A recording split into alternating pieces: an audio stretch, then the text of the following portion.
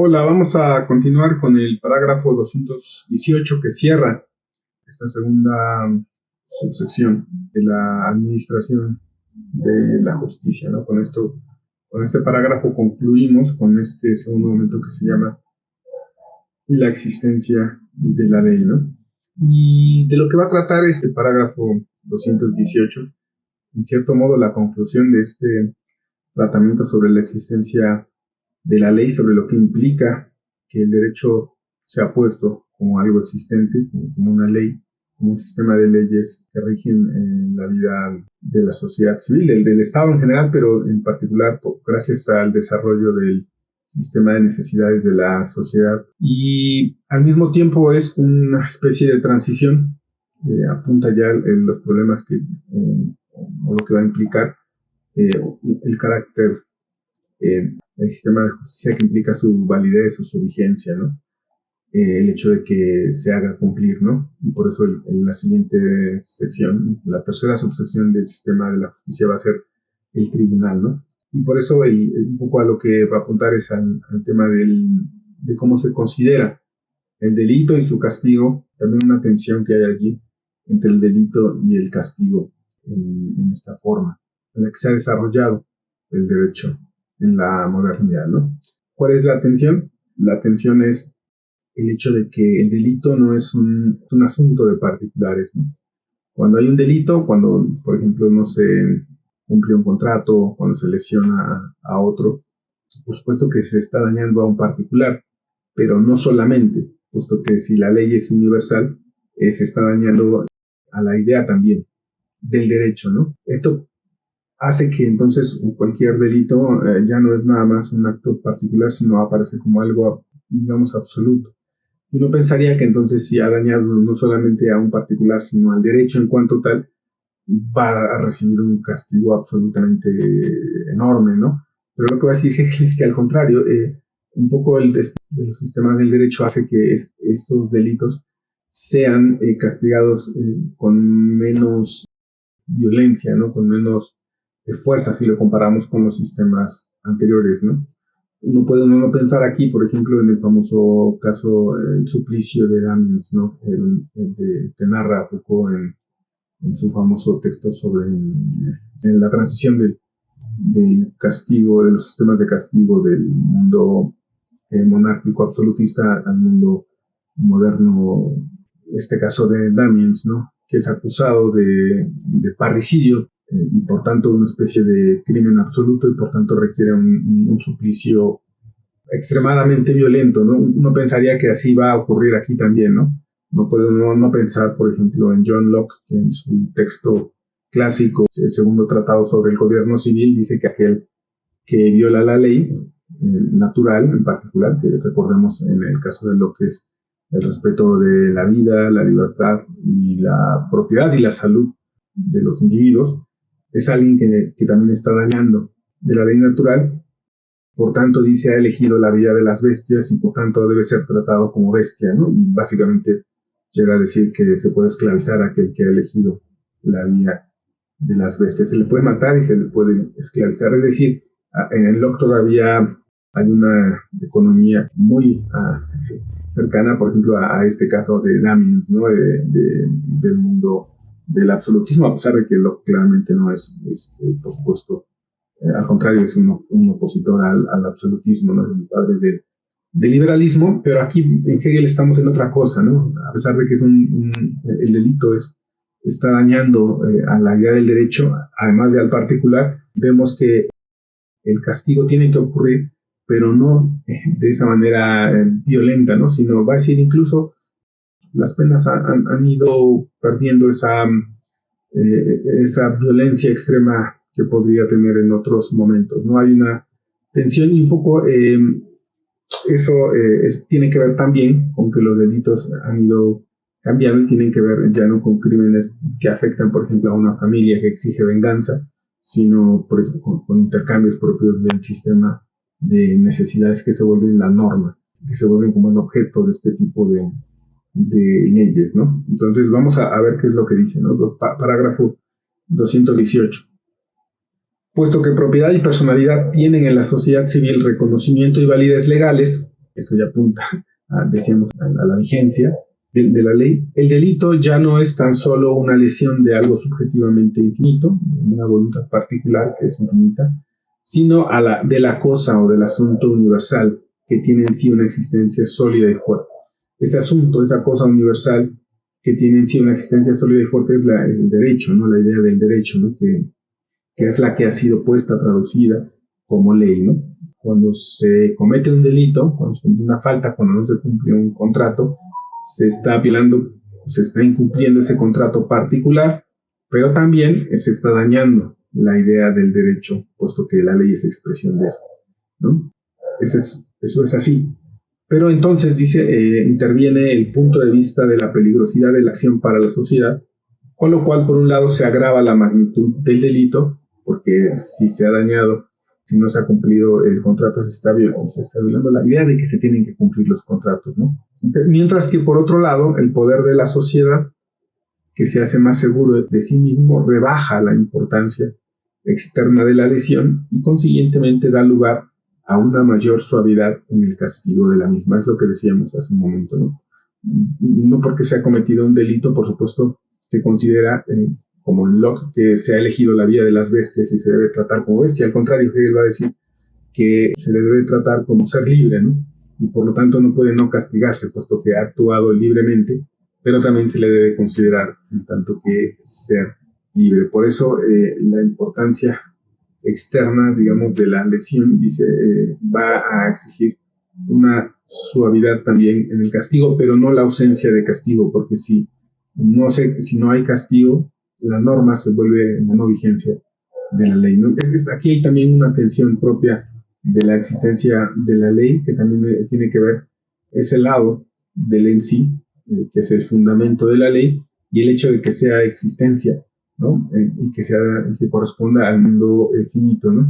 Que también es propio de la voluntad que comete un delito, ¿no? Por un lado sigue siendo infinito, pero por otro lado también su acción finita está atacando a la idea del derecho, ¿no? Esta tensión, entonces, a lo que apunta es a que a pesar de que por un lado todo delito sea el máximo, en el sentido de que hasta el más mínimo delito implica una ofensa a la idea del derecho, por otro lado, los castigos tienen que ser suaves, pero apunta esa tensión, por más que parezca extrema, tiene un horizonte que es la vigencia de la ley. No puede no castigarse, y por eso decíamos, también apunta a la transición al siguiente punto, que es el del tribunal, que tiene que ver con la necesidad de que la ley sea vigente, ¿no? Que no solamente tenga una existencia ahí sí muerta, si no tiene vigencia, si es muerta, sería una ley muerta, sino que tiene que regir de manera efectiva las acciones de los seres humanos en un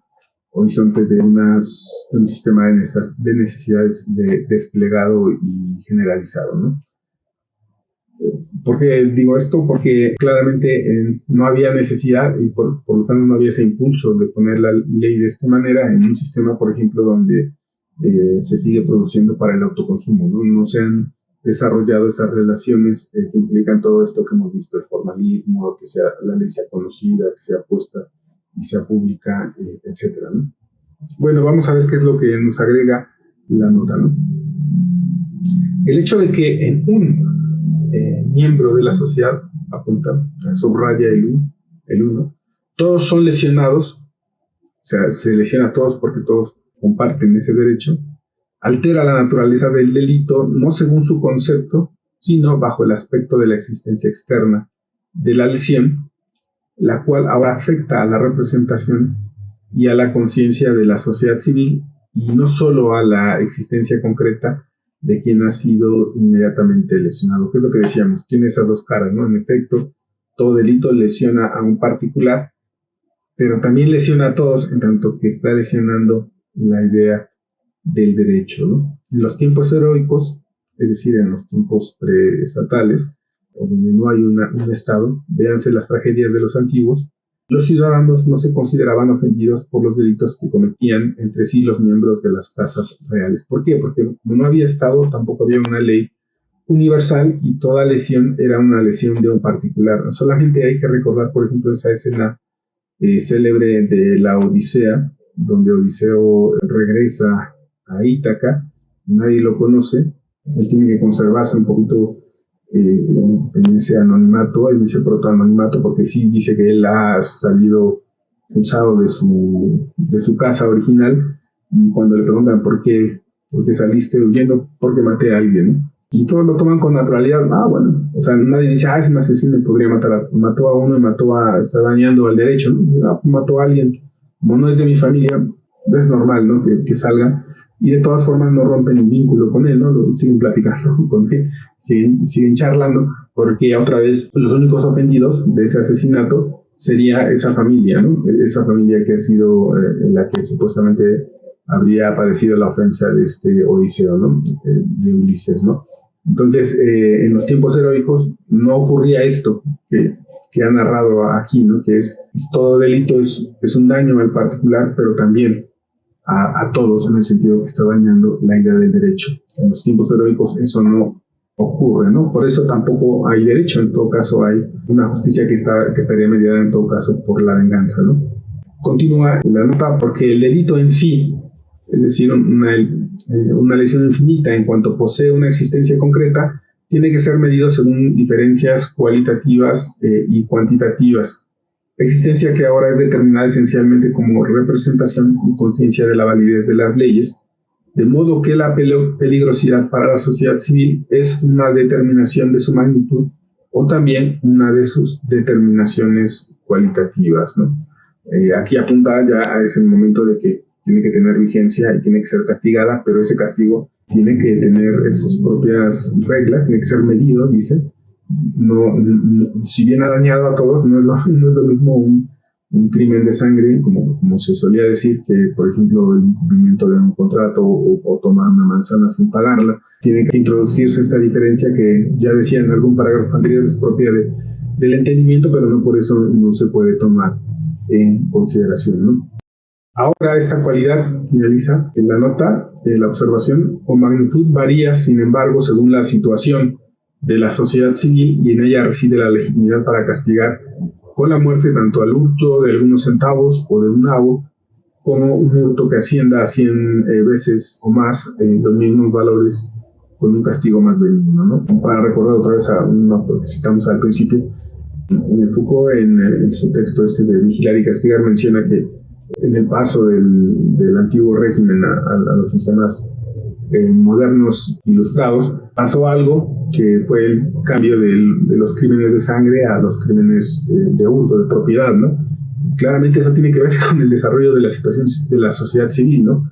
Los que hacen historia del derecho, por ejemplo, mencionan que en épocas premodernas hay muy pocos crímenes, ¿no? Todos son muy violentos, no hay esta variedad de crímenes que son propios del desarrollo de la sociedad civil, por ejemplo, cuando ahora lo primordial es la propiedad. Y uno podría decir lo mismo, ¿no? Cuando interacciones, por ejemplo, en medios digitales, por ejemplo, ahora el internet, las redes sociales y demás, surgen nuevos tipos de delitos, ¿no? Que no estaban presentes en las relaciones anteriores, ¿no? La amistad, por ejemplo, que era algo que estaba regido como relación ética, ahora parece cambiar, no por el concepto de amistad, pero sí porque, por ejemplo, en redes sociales, en las más famosas, se les suele denominar amistad y no sabemos bien qué tipo de relación está en juego ahí. No es claramente una relación de intercambio comercial, pero tampoco es una relación ética propiamente dicha, y eso produce nuevos tipos de interacciones, de formas de interactuar y también nuevas formas de violentar esas interacciones, y por tanto también van a cambiar la intensidad de esas transgresiones, primero si son reguladas y segundo también en los castigos que se puedan realizar, ¿no? Como decía en el parágrafo anterior, ese es parte del propio desarrollo del lado finito de la ley, ¿no? Lo que no puede desaparecer, por muy desarrollado que sean estas formas, es, por ejemplo, el concepto de derecho, la idea de justicia, ¿no? El punto de vista de la peligrosidad concluye, para la sociedad civil, aunque parece agravar los delitos, es por el contrario lo que propiamente ha mitigado su castigo. Un código penal pertenece por eso especialmente a su época, a su tiempo, y a la situación que en ella ocupa la sociedad civil. Un poco esto ya lo habíamos visto en el parágrafo. La intensidad de los castigos se reduce y tiene que ver con el tipo de delitos también, a pesar de que dañen a todos, pero no tienen la intensidad no piensa, por ejemplo, en la época heroica, que mencionaba Hegel hace unas líneas atrás, como un asesinato aparece como algo extremadamente intenso, al grado que, por ejemplo, un Aquiles pone en riesgo su propia vida por vengar a su amigo asesinado, ¿no? Entonces, no es nada más como que se violó la ley, sino que se tiene que restablecer el equilibrio, y eso implica también que después el propio Ulises tenga que morir, ¿no? Esa intensidad es la que ya no está presente aquí. Ahora, los tipos de delitos son diferentes, los castigos, la violación es general, es al todo, por eso no puede evitarse el castigo, pero claramente son de intensidad diversa, y por eso también la propia sociedad civil mitiga los castigos, ¿no? Esta tensión, un poco lo que hemos visto en nuestros parágrafos, es como una tensión, menciona en algún lugar, le pone la característica de antinómica, de esas dos tendencias, por ejemplo, a la simplicidad y a la especialización, aquí a la gravedad o al hecho de que está violentando al hecho como tal, pero a su vez la intensidad del castigo disminuye, es propio de este carácter existente de algo que está fundado en el propio concepto de derecho, ¿no? Por eso dice Hegel, bueno, se recupera en el agregado, que parece ser contradictoria la circunstancia de que el delito cometido en la sociedad aparece como más grave y a pesar de ello recibe una pena menor. Parece contradictoria, pero tendría su propia lógica, igual que todas las demás tensiones que hemos visto en estos parágrafos, ¿no? Pero aunque para la sociedad sería imposible dejar el delito sin castigo, porque de hacerlo, de promover la impunidad, lo pondría como algo justo. Sin embargo, dado que la sociedad está segura de sí misma, el delito no es nunca más que algo individual frente a ella, algo aislado y sin solidez. Es decir, no se puede no castigar, así sea una pena no tan violenta, o más bien no violenta, no puede no castigarse, puesto que si no tendría el carácter de justo, ¿no? La misma solidez de la sociedad, continúa el agregado, confiere al delito la condición de algo meramente subjetivo, que no parece surgido de la voluntad reflexiva, sino de un impulso natural. Se suele decir, ¿no?, que entonces el delito no fue producto de la premeditación, sino la pasión o la racionalidad que anuló, ¿no? Esta división pone al delito en una situación más indulgente, por lo que la pena será también más indulgente. Si la sociedad está aún vacilante, la pena debe servir de ejemplo, pues es un ejemplo contra el ejemplo del delito, ¿no? Dice el agregado. En cambio, en la sociedad que es en sí firme, el ser puesto del delito es tan débil que la eliminación de ese ser puesto debe medirse también de acuerdo a esa debilidad, ¿no?, o por esa debilidad. Las penas severas no son pues en y por sí injustas, sino que están en relación con la situación de la época. Un código penal no puede valer para toda época y los delitos son existencias aparentes que pueden acarrear un mayor o menor rechazo, ¿no? Resumimos el parágrafo 218. Lo que está tratando aquí es que el delito, es decir, la transgresión de la ley, tiene que ser castigada. O ya lo había trabajado desde el derecho abstracto, pero acá es algo nuevo porque es un castigo que está implicado en la propia existencia de la ley en tanto que vigencia. Ahora bien, esa transgresión está marcada dentro de las propias determinaciones de la ley. Por un lado, está fundada en la idea del derecho y por eso apunta hacia la universalidad, al carácter universal de la ley, y en ese sentido un delito daña a todos, pero no por eso va a recibir un castigo extremadamente violento, ¿no?, sino que al contrario, en la medida en que se ha desarrollado de una determinada manera la sociedad civil, las penas son cada vez más suaves, o por lo menos es la tendencia que Hegel quiere remarcar, ¿no? Y si uno ve los castigos de la época del Estado absolutista, creo que uno puede decir que tiene completa razón Hegel aquí, ¿no? Con este parágrafo 218 concluimos pues esta segunda sección de la sección de la justicia, que se llamó la existencia de la ley. Para el siguiente se comenzará ahora a trabajar la última subsección de esta parte, que se llama el tribunal. Agradecemos enormemente al doctor Javier Valladares, quien nos ha presentado la parte de la administración de la justicia, el derecho como ley y la existencia como ley, que fueron de los párrafos 209 al 218. Y en el siguiente video vamos a empezar con parte del tribunal, que va del parágrafo 219 al 229, quien nos lo va a exponer el doctor John Larry Rojas Castillo. Y hasta aquí con esta parte, los esperamos en el siguiente video. Muchas gracias a los que nos están siguiendo y tuvieron toda la paciencia del mundo, del universo, para esperar a que este proyecto continuara.